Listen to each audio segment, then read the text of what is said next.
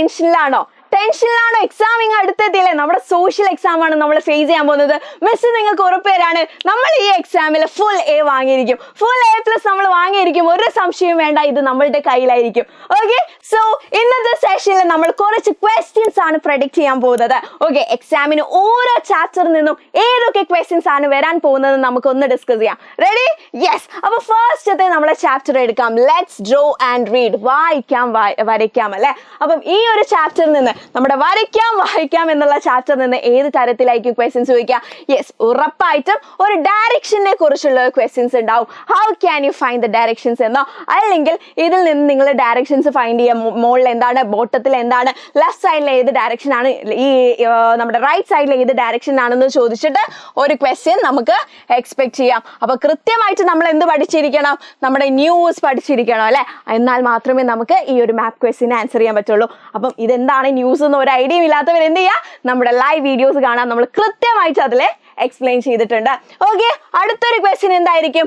Name the device use to find direction കണ്ടുപിടിക്കാൻ വേണ്ടിയിട്ട് ഉപയോഗിക്കുന്ന ആ ഒരു ഉപകരണം എന്താണെന്നാണ്.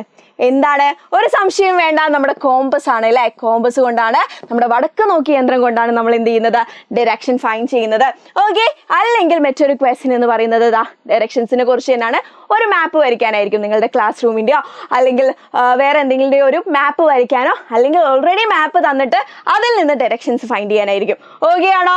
സെറ്റ് ആണോ? യെസ്. അപ്പൊ ഇത്ര മാത്രമായിരിക്കും നമ്മുടെ ലെറ്റ്സ് ഡ്രോ ആൻഡ് റീഡ് എന്ന ചാപ്റ്ററിൽ ഇമ്പോർട്ടന്റ് ആയിട്ടുള്ള ചോദ്യങ്ങൾ ചോദിക്കാൻ പോകുന്നത്.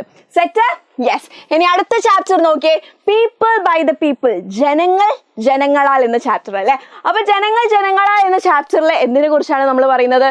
ഡെമോക്രസിയെ കുറിച്ചാണ് മെയിൻ ആയിട്ട് പറയുന്നത്. അപ്പൊ ഉറപ്പായിട്ടും എന്ത് ക്വസ്റ്റ്യൻ ഉണ്ടാവും? ഡെമോക്രസിയെ കുറിച്ചിട്ടുള്ള ഒരു ക്വസ്റ്റ്യൻ ഉണ്ടാവും. വാട്ട് ആർ ദ ക്യാരക്ടറിസ്റ്റിക്സ് എന്നോ ഫീച്ചേഴ്സ് എന്നോ, ഡെമോക്രസിയുടെ ക്യാരക്ടറിസ്റ്റിക്സ് ഓഫ് ഫീച്ചേഴ്സോ ചോദിച്ചിട്ട് ഒരു ക്വസ്റ്റ്യൻ നിർബന്ധമായിട്ടും ഏത് ചാപ്റ്ററിൽ നിന്ന് ഉണ്ടാവും? പീപ്പിൾ ബൈ ദ പീപ്പിൾ എന്ന ചാപ്റ്ററിൽ ഉണ്ടാവും. അതേപോലെ തന്നെ നമുക്ക് എക്സ്പെക്ട് ചെയ്യാൻ പറ്റുന്ന മറ്റൊരു ക്വസ്റ്റ്യൻ ആണ് ഈ ഒരു ചാപ്റ്ററിൽ നിന്ന് സ്റ്റേജസ് ഓഫ് എലക്ഷൻ. നമ്മൾ കൃത്യമായി പഠിച്ചിട്ടുണ്ട്, 8 സ്റ്റേജസ് ഓഫ് എലക്ഷൻ ആണുള്ളത്. അതും കൂടെ ചോദിക്കാൻ ചാൻസ് ഉണ്ട്. ഫിൽ ഇൻ ദ ബ്ലാങ്ക്സ് ഫോമിലോ അല്ലെങ്കിൽ മറ്റേത് രീതിയിലും ഓരോ സ്റ്റേജ് പറയാനോ ആയിരിക്കും നമ്മളോട് ചോദിക്കാം. അപ്പൊ എന്ത് ചെയ്യണം? യെസ്, പീപ്പിൾ ബൈ ദ പീപ്പിളിന് ഈ 2 ചോദ്യങ്ങളും നിങ്ങൾ കൃത്യമായിട്ട് തന്നെ പഠിച്ചിട്ട് എക്സാമിന് പോവാം. റെഡിയാണോ? സെറ്റ് ആണോ? അങ്ങനെയാണെങ്കിൽ നമുക്ക് അടുത്ത ചാപ്റ്റർ നോക്കാം. ട്രാൻസ്പോർട്ടേഷൻ ആൻഡ് കമ്മ്യൂണിക്കേഷൻ അല്ലെ? ഗതാഗത ആശയവിനിമയ സംവിധാനങ്ങൾ. ഈ ചാപ്റ്ററിൽ നിന്ന് എങ്ങനെയായിരിക്കും ക്വസ്റ്റ്യൻ ചോദിക്കുന്നത്? മിസ് പറഞ്ഞുതരാം. Key differences between modes of transport. Okay, എത്ര മോഡ്സ് ഓഫ് ട്രാൻസ്പോർട്ട് ഉണ്ട്? 3 മോഡ്സ് ആണുള്ളത്. ഏതൊക്കെയാണ്?